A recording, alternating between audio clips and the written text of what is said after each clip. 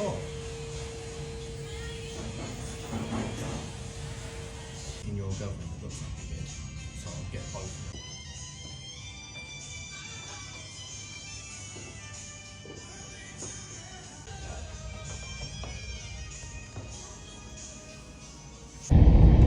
Hybrid rings, or also known as lollipop rings.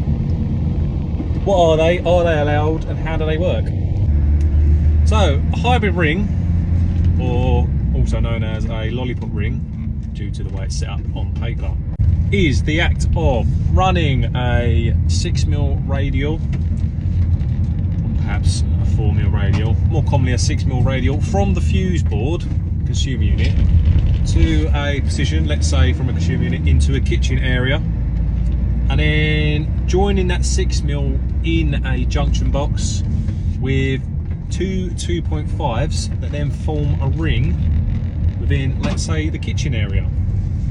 So the reason it's called a lollipop ring is because that's your 6mm radial, and then you've essentially got your ring like that. That was my attempt at a lollipop, not very good. Are they allowed? Yeah, they are allowed. It's not something I would install from scratch, but from the video you saw above, I had a scenario where there was a 6mm cable feeding a socket, tapped off in 1.5 to feed some additional sockets and feeding some heavy duty loads.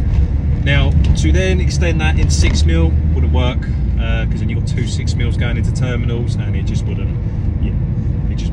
So the way to get around it was to install a lollipop ring, a hybrid ring, where behind the socket you configure it in a way that means that the sockets onwards, the additional ones, are then in fact on a ring.